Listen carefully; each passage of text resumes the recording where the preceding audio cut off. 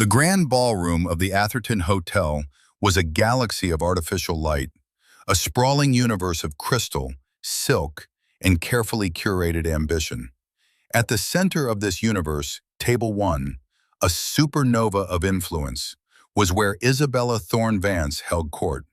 Her laughter, a sound like tiny, expensive bells, tinkled across the fine china. She gestured with a hand draped in heirloom diamonds, her husband's name now little more than a vestigial appendage to her far more important family name. From his own table, tucked away near a service corridor and sharing a tablecloth with a wilting fern, Arthur Vance could see her perfectly. He was meant to. This, he knew, was the entire point. A young woman in a crisp black uniform, her face a mask of professional politeness, had just finished placing a bread roll on his side plate. She had the same practiced neutrality as the woman who had guided him here, away from the glittering heart of the gala and into this quiet, shadowed corner. Mrs. Thorne Vance specified this seating arrangement, the hostess had murmured, her eyes flicking away, unable to meet his. With the event support staff, she didn't say servants, she didn't have to. The humiliation was designed to be as exquisite and as public as the floral arrangements towering over the other tables. Arthur looked at his table mates. There was the head of hotel security, a man whose shoulders were broad with the weight of responsibility. There was the gala's event planner, her eyes darting around the room, her dinner untouched. A few junior charity volunteers, their faces flushed with a mixture of awe and exhaustion. They were good people. They were the people who made nights like this possible. In her own twisted way, Isabella was right. He was one of them. He was the one who worked. He felt a familiar, dull ache, not of anger, not anymore. That had burned out long ago, leaving behind a strange, cold clarity. It was the ache of a profound and enduring disappointment. He had loved the woman at that center table. He had seen a fire in her, a passion he mistook for strength. Now he saw only the cold, empty light of a dying star, consuming everything around it to fuel a fleeting, brilliant display. Isabella thought this night was her coronation, the moment her family's social supremacy was cemented by their generous association with the Children's Hospital Foundation. She believed her father, Marcus Thorne, would be the evening's celebrated hero. She had no idea that the entire galaxy she presided over was a hologram, projected from the palm of the man she had just exiled to the darkness. Within the next hour, the lights would go out, and her entire world, so meticulously constructed on a foundation of arrogance and illusion, would be unmade. Thank you for joining us on this journey tonight. We see you, and we're so grateful you're here. If you're enjoying the story so far, and you want to see what happens when the truth is finally revealed, do us a little favor and tap that like button. It really helps our stories reach more people just like you. And if you haven't already, consider subscribing and turning on notifications so you never miss a chapter in the lives of our characters. We love hearing from you, so drop a comment and let us know where in the world you're watching from. Now, let's get back to the Atherton Hotel, where a quiet storm is gathering. The evening had begun with the familiar ritual of condescension. The drive to the hotel in their shared car, a practical, comfortable sedan that Isabella referred to as the little gray embarrassment, was a masterclass in passive aggression. She had remained silent, her jaw set, her eyes fixed on the window, communicating with every rigid line of her body that his very presence was an inconvenience she was heroically enduring. Her dress, a column of shimmering crimson silk that cost more than Arthur's first car, seemed to hum with a life of its own, a vibrant entity shackled to his drab, off-the-rack tuxedo. "Do try to keep up tonight, Arthur," she'd said as the valet, a young man whose eyes widened slightly at the sight of her, opened her door. It wasn't a request. It was a command disguised as a wifely concern. "There will be important people here." The implication hung in the cool night air between them. People you are not equipped to handle. People who are not you. Her parents, Marcus and Eleanor Thorne, were waiting just inside the lobby, a formidable duo sculpted from generations of unearned confidence. Marcus, a man whose physical stature had been inflated by a lifetime of financial success, clapped Arthur on the shoulder with a force that was just a little too hard to be friendly. "Arthur, glad you could make it. Isabella, you look like a goddess." In one sentence, he had both acknowledged and dismissed his son-in-law, turning his full attention to his daughter, the real prize. Eleanor, draped in pearls and a scent that smelled vaguely of disappointment, offered Arthur a smile that did not reach her eyes. Her gaze swept over his tuxedo, a silent, meticulous audit that he knew he had failed. "Arthur," she said, the single word carrying the weight of 1,000 judgments. "So good of you to come and support the family." The family, not the charity, not the hospital, the family. That was, and always would be, the point of these gatherings. They were not acts of philanthropy, they were elaborate rituals of self-aggrandizement. As they moved from the lobby towards the grand ballroom entrance, Isabella's brother Julian materialized from the crowd. He had the same sharp features as his sister, but where her face held a certain cold beauty, his was marred by a perpetual sneer. "Well, well, look what the cat dragged in," Julian said, his eyes glinting with malice as he looked at Arthur. "Figured you'd be at home drafting blueprints for a new tool shed or something equally ambitious." Arthur offered a placid smile. "Hello, Julian. It's a beautiful venue, isn't it? The cornices in this hall are a perfect example of neoclassical revival, wonderfully preserved." Julian's sneer faltered, replaced by a flicker of confusion. He hated it when Arthur did that, responded to a personal insult with an impersonal observation, a verbal judo move that used Julian's own momentum against him. "Whatever," he muttered, turning to his sister. "Come on, Izzy, let's get a real drink. I need to wash the taste of mediocrity out of my mouth." Isabella shot Arthur a look, a silent command to stay put, to be invisible. As she walked away, flanked by her brother, she was absorbed back into the glittering fold of her family, their collective laughter echoing back towards him. He stood alone for a moment, an island of calm in a sea of frantic social currents. He reached into the inner pocket of his jacket, his fingers brushing against a small, heavy object. It was a key, not a sleek, modern car key or a flimsy house key. It was an old-fashioned brass skeleton key, ornate and substantial. It was the key to his private studio, a place Isabella had never seen, a place she believed was a rented storage unit where he kept his little hobby drafts. The cold, solid weight of the key in his hand was a comfort, a tangible link to the truth of who he was, a secret anchor in the turbulent waters of this sham marriage. He was not the man they saw. He was not the man they thought they could so easily dismiss.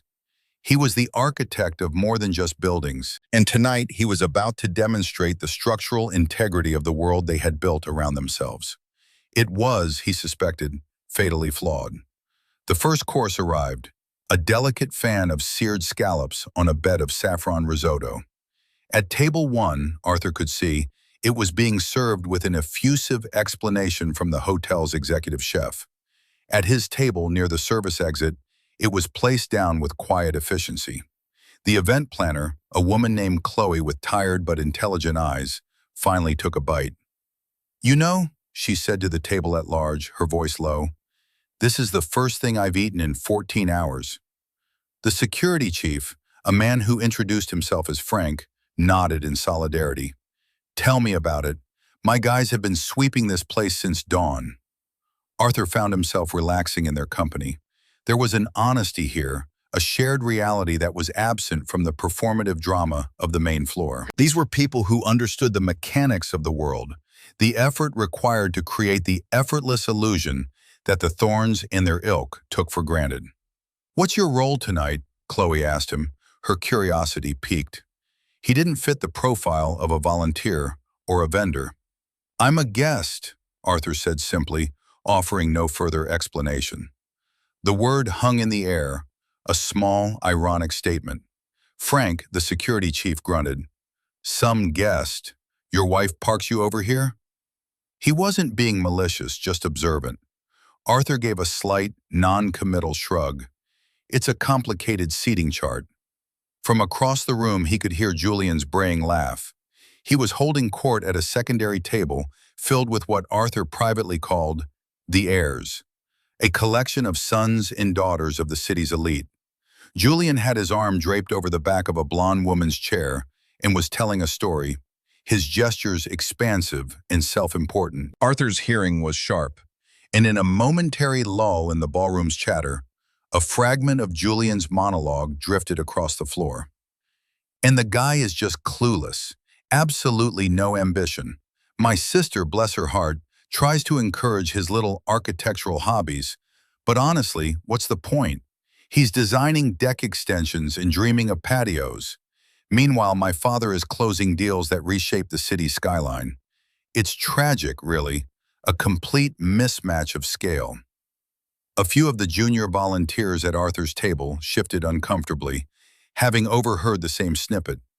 They looked at Arthur with a newfound pity, their young faces etched with sympathy. They thought they understood his situation. The poor, beleaguered husband of a wealthy, powerful woman, a man tolerated but not respected. He felt a pang of something, not for himself, but for them, for their genuine, misplaced empathy. He took a slow sip of his water, his gaze sweeping over the grand room. The Thorns saw the world in terms of scale, of big versus small, of skyline-altering towers versus humble patios. They had no concept of impact. A well-designed hospital wing, a place that could save a child's life, had more impact than 100 vacant floors in a soulless glass tower built as a monument to one man's ego. A perfectly placed window that caught the morning light in a small home could bring more daily joy than an entire penthouse apartment that sat empty most of the year. They were blind to the quiet power of thoughtful design, just as they were blind to the quiet power of the man they had dismissed. The narrator's voice, a calm and knowing presence, could have explained it then. It could have detailed how Arthur Vance was not, in fact, a designer of patios. It could have revealed that his firm, Vance and Associates, a name so deliberately understated that the Thorns had never once bothered to look it up, was not a one-man operation run from a spare bedroom. It was one of the most sought-after architectural firms in the country, specializing in a niche that was both incredibly lucrative and profoundly discreet. Private museums, advanced research laboratories, and bespoke, sustainable community projects for anonymous philanthropists. His clients didn't want their names on buildings. They wanted results. Arthur had cultivated this low profile deliberately. In the beginning, it was a way to keep his work pure, free from the ego-driven demands of the commercial world Marcus Thorne inhabited. Later, as his marriage to Isabella began to curdle, it became a shield. Her love for him, he had come to realize, was conditional, its value fluctuating with the imagined stock of his social standing. He had wanted to see if, stripped of any obvious external success, she could love the man himself. For years, he had conducted this silent, painful experiment. The results were now, unequivocally, in. He finished his scallops. They were perfectly cooked. He made a mental note to compliment the chef. Not the executive chef holding court at table 1, but the actual head chef in the kitchen, a man Arthur knew from the planning stages of the event. He had personally approved the menu weeks ago, during one of several meetings the Thorns were completely unaware of. He had chosen these scallops, this risotto. In a way, he was the host of this dinner, and his guests were finally being served. The main course, he knew, was still to come. As the waiters, moving with synchronized grace, cleared the appetizer plates, the ballroom's atmosphere shifted. The initial buzz of arrivals and greetings had settled into a more serious hum. This was the part of the evening where the real business took place, the networking, the deal-making, the subtle reinforcement of the social hierarchy. Arthur watched as Marcus Thorne moved from his seat, making a slow, deliberate circuit of the room. He was like a shark gliding through a coral reef, all teeth and predatory grace. He would stop at a table, clap a man on the back, kiss a woman's hand, his voice a low, confident rumble. Each interaction was a transaction, a deposit or withdrawal from a vast, unseen bank of favors and influence. Isabella watched her father with undisguised adoration. Her eyes shone with pride. To her, this was strength. This was power. This was what a man was supposed to be. She glanced over at Arthur's table, her lip curling in a fleeting, almost imperceptible sneer. He saw it. The look was clear. Why can't you be more like him? The main course arrived. A perfectly rendered filet mignon resting on a pillow of potato puree, surrounded by a moat of rich bordelaise sauce. Even at the servants' table, the presentation was flawless. Arthur picked up his knife and fork. The quiet clinking of cutlery on china filled the room. The conversation at his own table had died down. The staff members now more focused on the escalating operational demands of the evening. Chloe, the planner, was murmuring into a headset, her brow furrowed. Frank, the security chief, had a grim look on his face as he scanned the perimeter. Then, the speeches began. The president of the Children's Hospital Foundation, a kindly-looking woman named Mrs. Gable, took the stage. She spoke eloquently about the hospital's mission, about the children whose lives were touched by their work. She told a story about a little girl named Lily who had battled leukemia and was now in remission, her recovery made possible by a new experimental treatment program. The room was silent, caught in the genuine emotion of her words. Even the thorns had the good grace to look somber and moved. Mrs. Gable then introduced the Gala's chairman, a man whose primary qualification seemed to be his immense wealth and his willingness to have his name on the invitation. He gave a shorter, more business-like speech, filled with numbers and fundraising goals. He thanked the sponsors, a long list of corporations and banks, their logos projected on the giant screens flanking the stage. The Thorn Corporation was among them, and when their name was called, Marcus gave a magnanimous wave. Isabella beamed.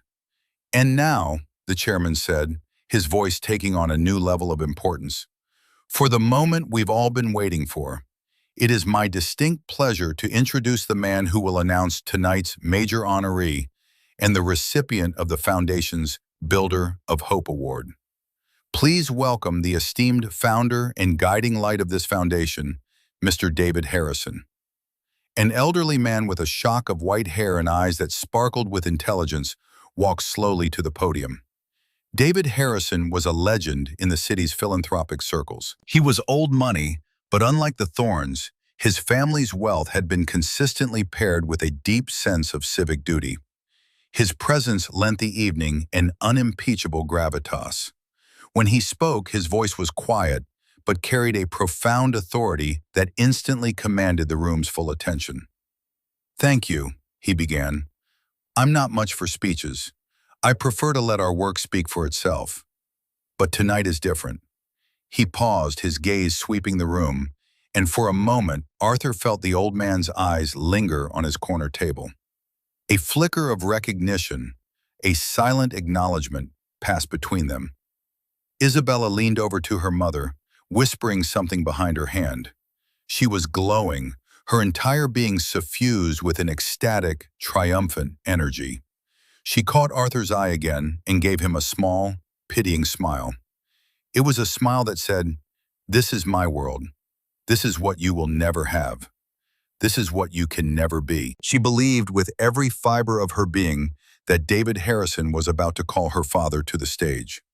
The Thorne family had made a significant and very public donation.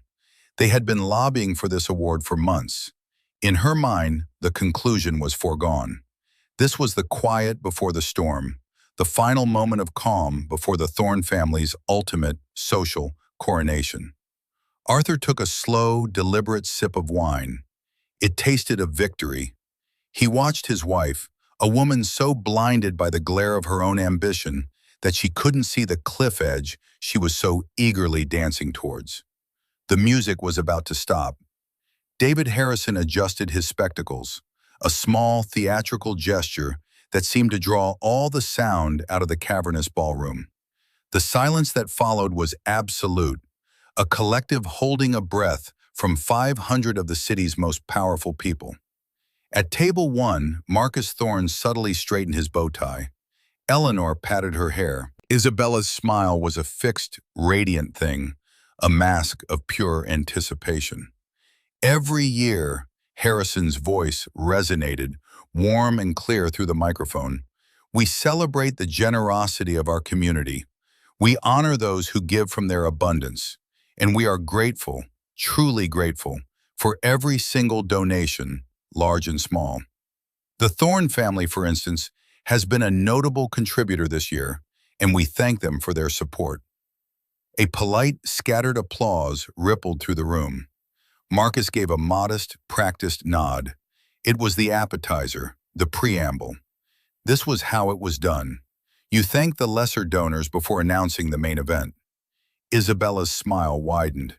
This was it. But tonight, Harrison continued, his tone shifting, becoming more intimate, more serious.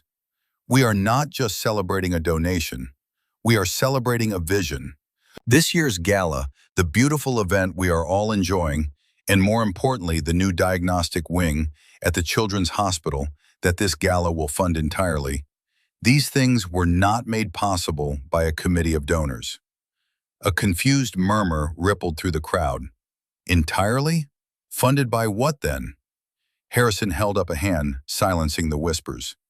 They were made possible by the quiet, profound, and singular generosity of one individual. The silence returned, now laced with shock and intrigue. One person. The cost of the new wing was public knowledge, a staggering $25 million. The gala itself was another million on top of that. Who in the city had that kind of money to give away in one go? And more importantly, who would do so anonymously? At table one, the smiles had frozen. Marcus Thorne's face, a moment ago so full of confident expectation, was now a carefully blank canvas. But Arthur could see the tightening around his eyes, the slight clenching of his jaw. Isabella's radiant glow had been extinguished, replaced by a flickering candle of confusion. She looked from Harrison on the stage to her father, then back again, her perfect brow furrowed. This was not following the script. This person, Harrison said, his voice filled with a genuine, deep respect, is perhaps the most humble man I have ever had the pleasure of knowing. He is a man who measures wealth not in dollars, but in the positive impact one can have on the world. He is a builder, not of monuments to himself, but of havens for others, of spaces that heal, that inspire, that protect. Arthur felt a subtle shift at his own table. Chloe, the event planner, had stopped murmuring into her headset. Her eyes were wide, fixed on the stage. Frank, the security chief, had turned his body fully towards the podium. They were all listening, rapt. He made me promise. He swore me to secrecy, Harrison chuckled, a warm, grandfatherly sound. He wanted no recognition. He said the work was the reward. He said his name didn't matter. But I am an old man, and I am going to use the privilege of my age to be disobedient for a very good cause. He paused, letting the drama build to its absolute peak. He scanned the room one last time, his eyes sweeping past the front tables, past the clusters of wealth and power, and landing, with deliberate pinpoint accuracy, on the shadowed corner near the service corridor. Because his name does matter. It matters to the children we will save. It matters to the doctors who will have the tools they need. And it should matter to all of us as an example of what true philanthropy, true leadership, and true humanity look like. Harrison's voice rose, filling every corner of the vast ballroom. So, it is my profound honor to break my promise. Ladies and gentlemen, the sole underwriter of this gala, the donor of the new $25 million diagnostic wing, and the recipient of this year's Builder of Hope Award, would Mr. Arthur Vance please join me on stage? The name landed in the silent room, not like a bomb, but like a feather. It was so unexpected, so completely out of the realm of possibility for everyone present, that it took a moment to register. Arthur Vance? The name was repeated in confused whispers. Who? Isabella's husband? The quiet one? For a single, eternal second, nothing happened. The universe of the Atherton ballroom held its breath. Then slowly, deliberately, a chair scraped back on the hardwood floor in the quietest corner of the room. Every single head turned, a synchronized, disbelieving wave of movement. They saw what Arthur had seen all night, a forgotten table tucked away by the exit, occupied by staff, and one man in a simple black tuxedo. And that man was now standing up. The collective gasp was audible. It was a soft, rushing sound, the sound of 500 different realities simultaneously shattering and reforming.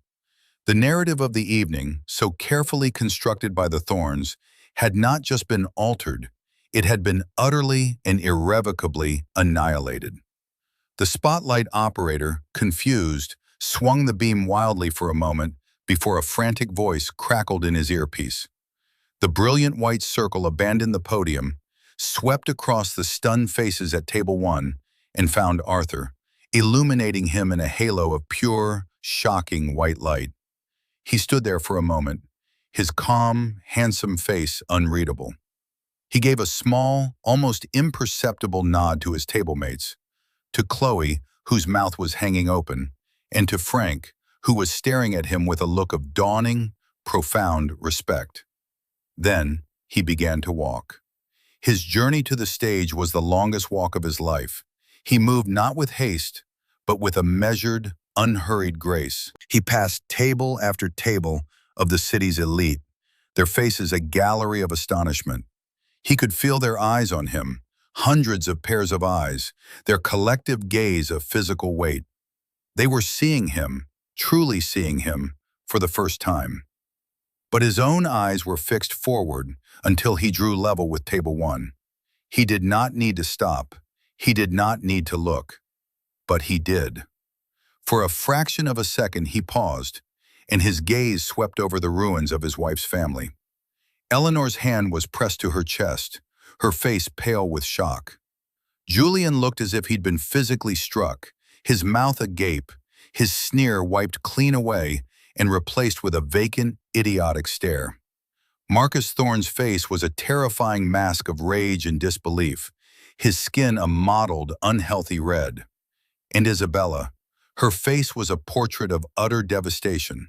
The color had drained from her cheeks, leaving her skin the color of old parchment. Her eyes, wide and unfocused, were locked on his. In them he saw not just shock, but a dawning, horrifying comprehension.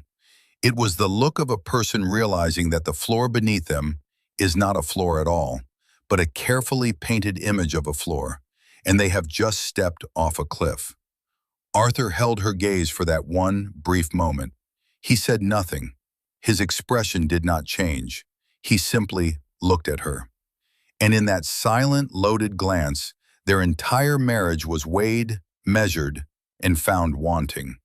Then he turned and continued his walk to the stage, leaving her and her family sitting in the wreckage of their own arrogance, forever stranded on the wrong side of the truth. The applause began as a tentative, scattered clapping, born of confusion more than celebration.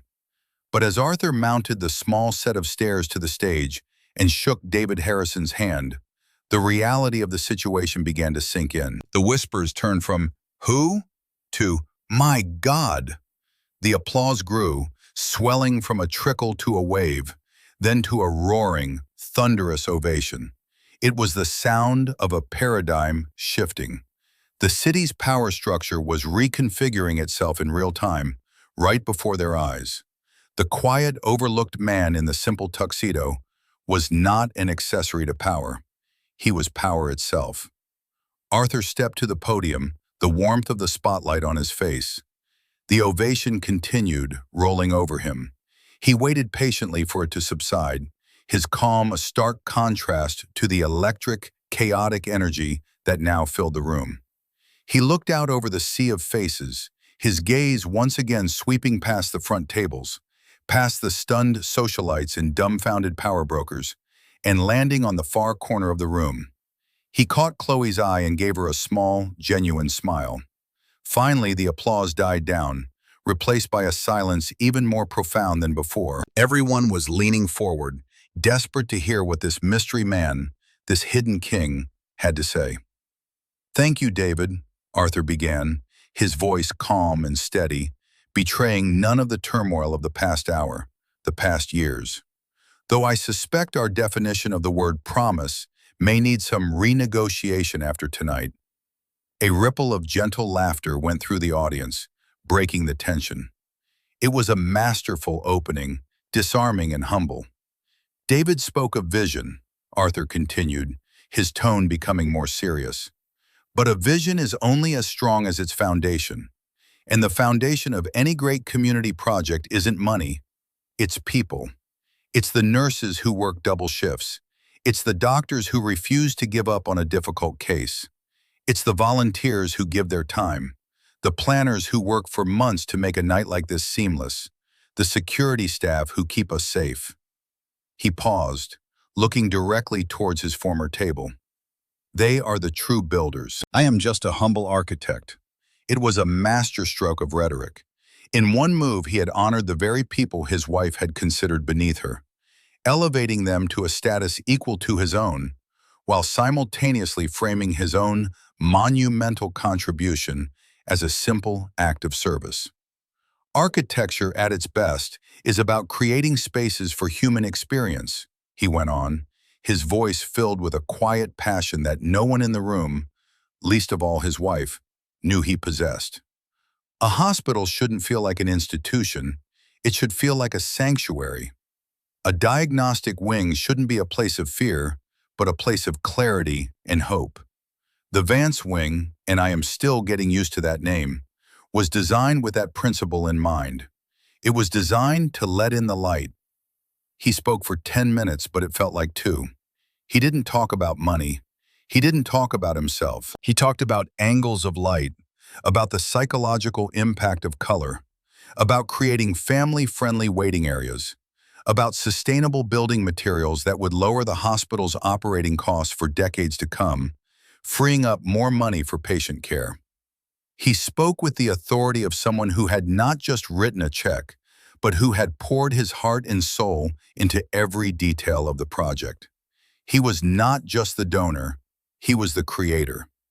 When he finished, he simply said, "Thank you, and thank you for supporting the incredible work of the Children's Hospital."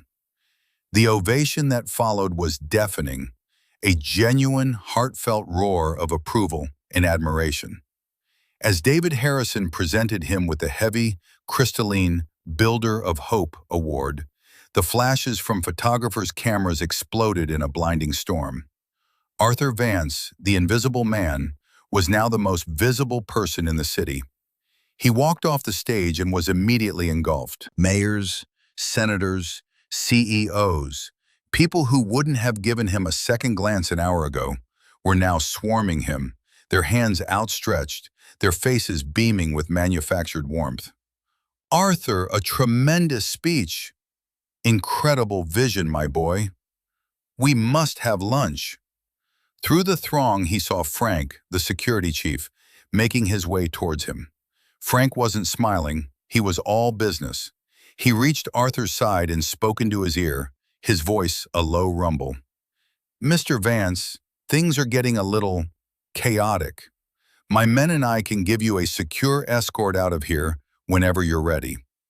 Arthur looked at the man, a man he had shared bread with not an hour before. "Thank you, Frank, I appreciate that, but there's one more thing I need to do." He politely excused himself from the fawning crowd, a path magically clearing before him as he moved. He walked not towards the exit, but back towards table 1. The crowd parted for him like the Red Sea. The Thorns were still there, trapped at their table by the sheer weight of their public humiliation. They were an island of misery in a sea of celebration. As Arthur approached, a hush fell over the immediate area. This was the confrontation everyone was waiting for. He ignored Marcus, whose face was now a pale, doughy gray. He ignored Julian, who was staring intently at his water glass as if it contained the secrets of the universe. He stopped in front of Isabella. She looked up at him, her eyes glistening with unshed tears. The mask was gone.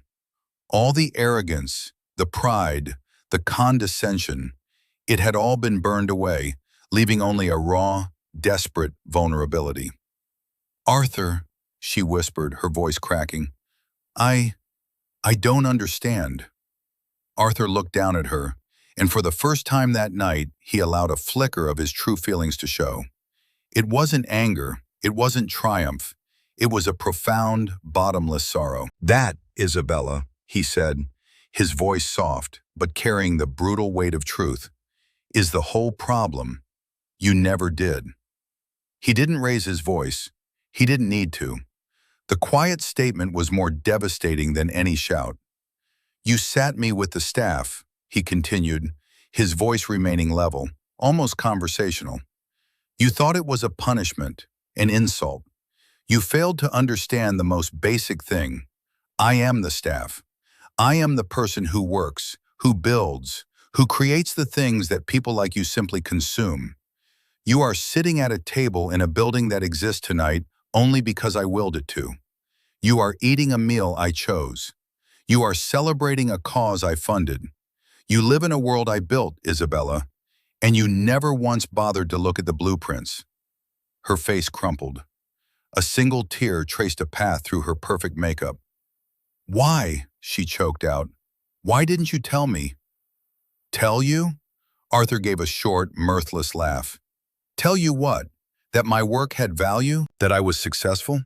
Should I have had to present you with a financial statement to earn your respect? Should a husband have to pass an audit to receive his wife's affection?" He looked around at the silent, watching faces, then back at her. "I'm leaving now. Frank is going to escort me. You can take the little gray embarrassment home, if it will still start for you." He turned his back on her then, leaving her sitting there, a queen dethroned in her own court, surrounded by the ruins of her kingdom. He walked away, not looking back, the heavy crystal award in his hand feeling lighter than the brass key still resting in his pocket. The week that followed was a blur of consequences. The story of the Gala was on the front page of every newspaper and the top story on every local news broadcast. It was a tale too perfect to resist. The humble, hidden philanthropist, the arrogant, dethroned socialites, the dramatic public reveal. The narrative was overwhelmingly in Arthur's favor. He was lauded as a modern-day hero, a man of substance in a world of surfaces. The thorns, conversely, became a citywide punchline. Memes appeared online, pictures of Table 1 with the caption, "The Real Servant's Table." Julian Thorne's smarmy face was photoshopped onto the body of a busboy. Society columnists who had once fawned over the family now wrote scathing takedowns of their hubris in spectacular fall from grace. The moral mirror Arthur had held up at the Gala was now being held up by the entire city, and the Thorne's reflection was grotesque. The professional fallout for Marcus Thorne was swift and brutal. He was a man who traded on reputation and the perception of influence. With that perception shattered, his power evaporated. Deals that were considered done were suddenly put on hold. Lifelong business partners stopped returning his calls. He was a member of several exclusive club boards, and he was quietly asked to tender his resignation from all of them. His empire hadn't been built on solid ground, but on the shifting sands of social capital, and the tide had just gone out, leaving him stranded and exposed. For Arthur, the week was the opposite. His firm, Vance & Associates, was inundated with calls. Prospective clients who had previously been impossible to get a meeting with were now begging for a moment of his time. Prestigious universities offered him honorary doctorates. The mayor's office called to ask if he would consider heading a new commission on urban design. He politely declined most of it, referring all inquiries to his capable office manager, a woman who had known his secret for years and had guarded it as fiercely as he had. He spent the week in his studio, the one Isabella thought was a storage unit.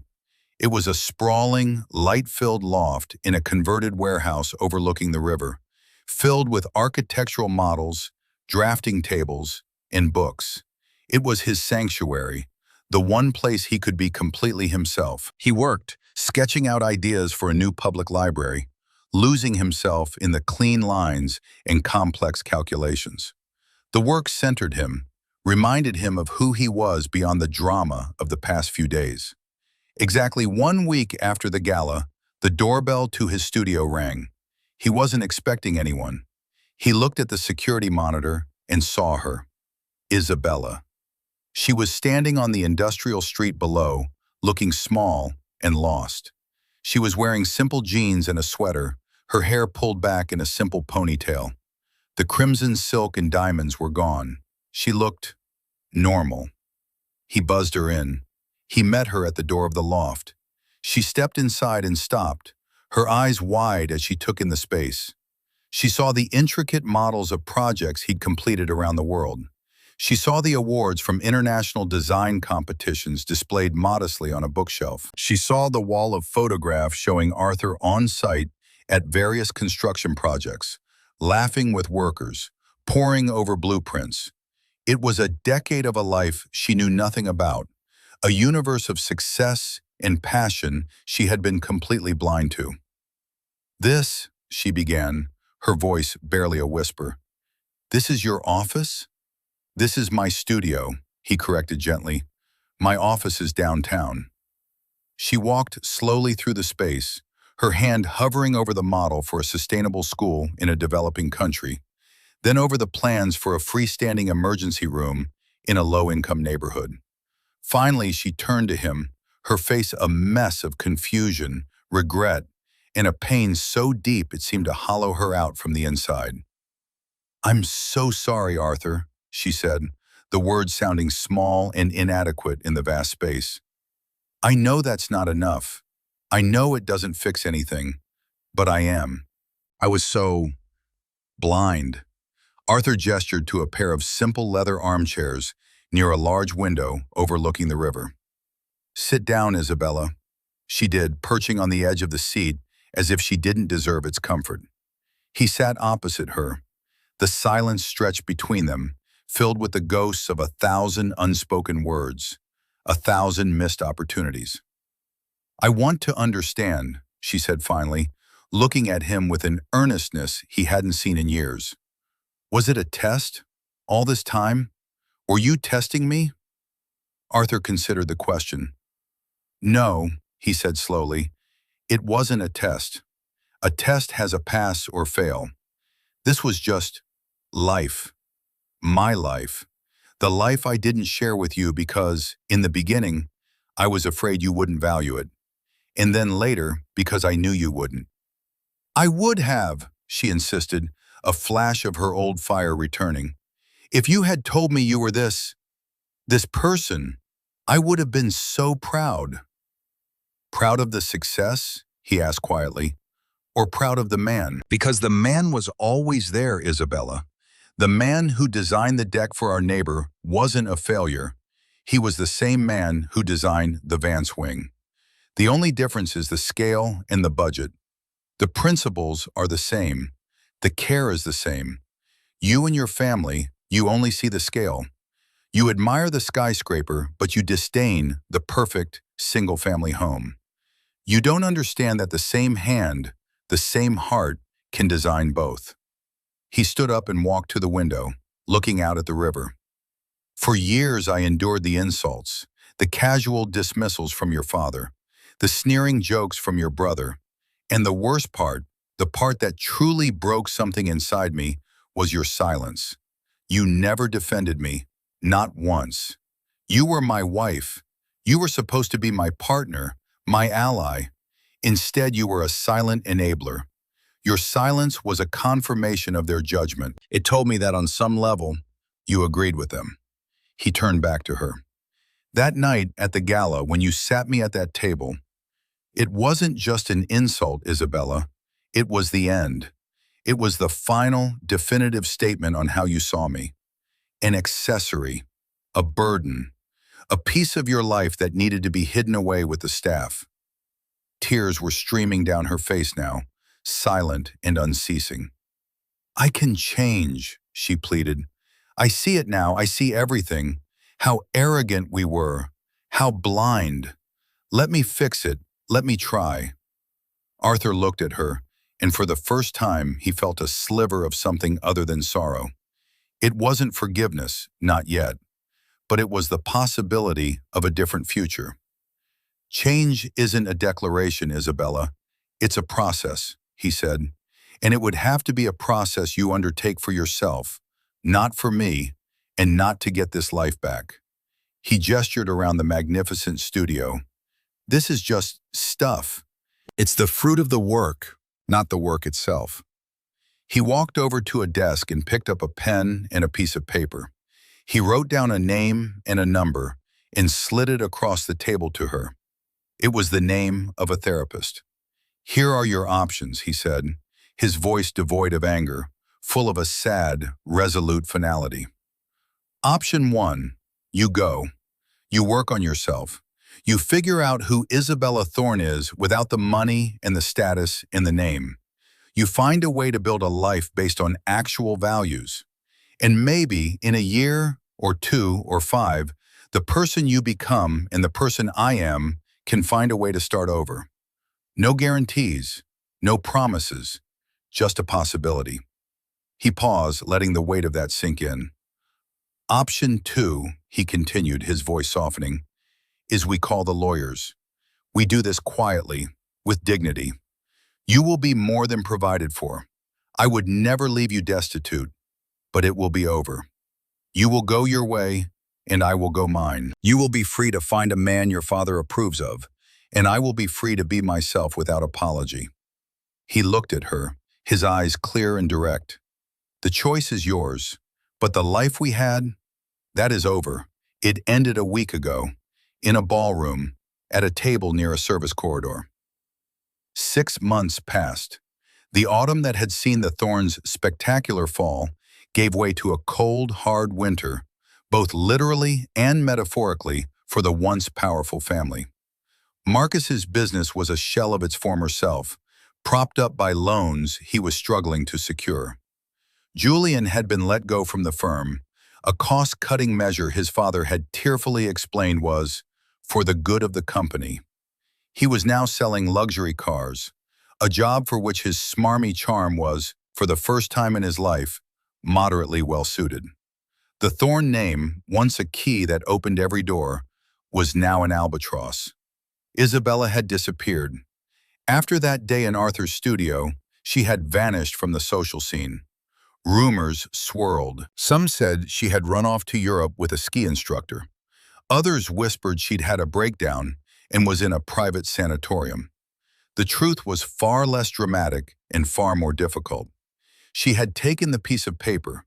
She had moved out of the grand house she had once shared with Arthur and into a small, anonymous apartment downtown. She sold her jewelry, not because she needed the money, Arthur's initial settlement offer, which she had neither accepted nor rejected, was incredibly generous, but because she needed to shed the armor she had worn for so long. She started seeing the therapist Arthur had recommended. The sessions were brutal. She was forced to confront the hollow core of her own identity, to examine the toxic cocktail of privilege and insecurity that had defined her entire life. She got a job, a simple, humbling job, working as an administrative assistant at a small nonprofit that helped resettle refugee families. For the first time, she was confronted with problems that couldn't be solved with a checkbook or a well-placed phone call. She learned to listen. She learned empathy. Slowly, painfully, she began to build a new person from the wreckage of the old one. Arthur, meanwhile, was thriving. Freed from the weight of his double life, he poured his energy into his work and his community. He accepted the mayor's offer to head the new Commission on Urban Design, using his position to champion green spaces, affordable housing, and community-centric development. He was happy. He was at peace. He and Isabella did not speak during those 6 months.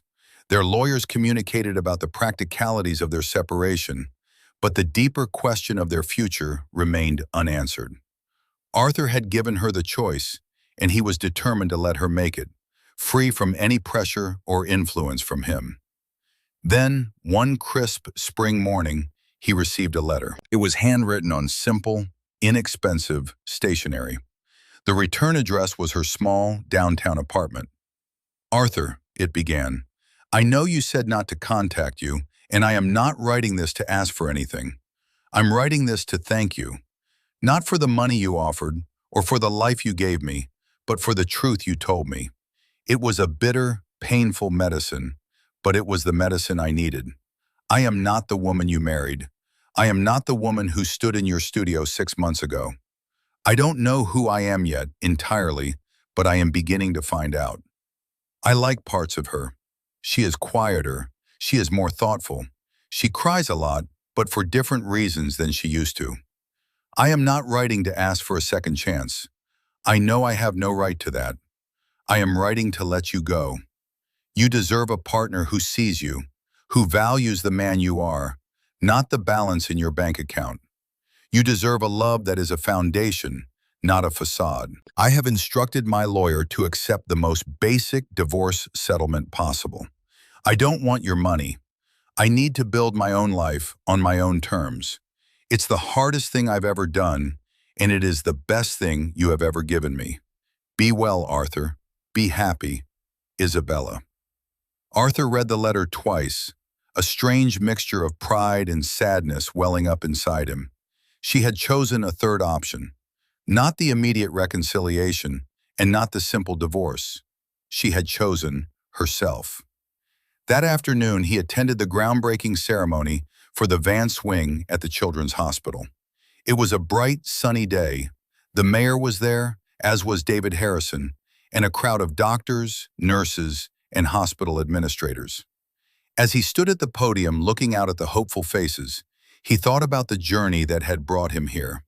He thought about the years of quiet work, the painful secret, the night of the gala. He had sought justice, but along the way something more profound had happened. A woman had been broken, but a person had been saved. A family built on arrogance had crumbled, but a space for healing was about to be built. It was a story about vindication, yes, but it was also a story about redemption. Not just his, but hers. True worth, he reflected, wasn't just about what you could build, but also about what you had the courage to tear down and rebuild from the ground up. Whether it was a flawed marriage or a flawed sense of self, the foundation was everything. As he plunged the ceremonial silver shovel into the soft earth, he felt a sense of peace. The past was a blueprint, studied and learned from. The future was an empty site, waiting to be built. And for the first time in a long time, the possibilities felt limitless. And so, Arthur's new chapter begins. What do you think? Did Isabella deserve a second chance? Did Arthur do the right thing? We believe that true strength isn't just about winning, but about creating opportunities for growth, even from the deepest pain. If this story resonated with you, please give it a thumbs up and share it with someone who might need to hear it. Don't forget to subscribe and join our community. We read every single one of your comments, and we're so grateful to share these stories with you. Thank you for watching, and remember, no matter what table you're seated at, your true worth is determined by you and you alone.